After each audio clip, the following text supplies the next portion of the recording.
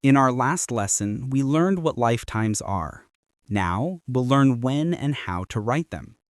This is how we make the relationships between our references explicit to the compiler. So when are these annotations actually needed? In many cases, Rust is smart enough to figure out the lifetimes automatically. This is called lifetime elision. We only need to step in and write annotations when the compiler's rules aren't enough, and it can't infer the lifetime relationships on its own. The syntax itself is simple. It uses an apostrophe or tick, followed by a short lowercase name, usually a. A normal reference looks like this, and I32. A reference with an explicit lifetime looks like this, and a I32. And this works for mutable references as well, and a mute I32. Now, it is critical to understand this. These annotations do not change how long any of the references live. Rather, they're a way for us to describe the relationships between lifetimes to the compiler so that it can verify our code is safe.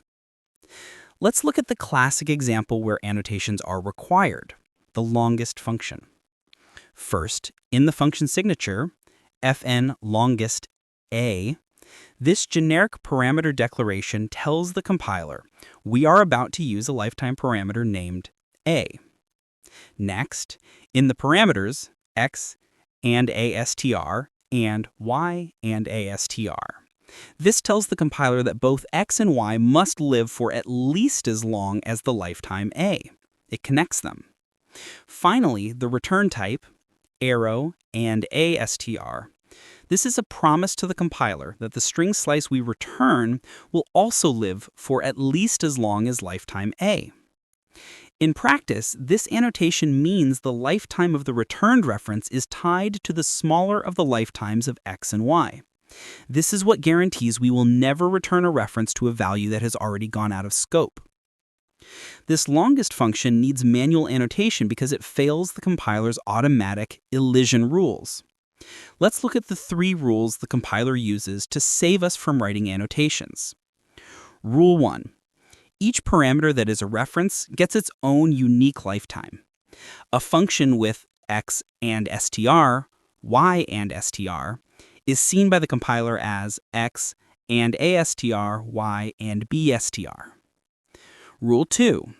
If there is exactly one input lifetime parameter, that lifetime is automatically assigned to all output references. This is the most common rule and covers functions like first word. Rule 3. If there are multiple input lifetimes, but one of them is and self or and mute self, the lifetime of self is assigned to all output references. This makes methods on structs much easier to write. Our longest function failed these rules. It had 2 input lifetimes, so rule 2 failed, and no and self, so rule 3 failed. The compiler was stuck, which is why we had to help it by connecting them all with and a. So to summarize, lifetime annotations describe the relationships between references. We use the tick A, tick B syntax to name these lifetime parameters. The compiler uses 3 elision rules to avoid annotations most of the time. And when those rules aren't enough, the compiler will ask us to add annotations explicitly to guarantee safety. You now know how to read, write, and understand lifetime annotations and functions. In our next lesson, we'll see how lifetimes are used in another important context, structs.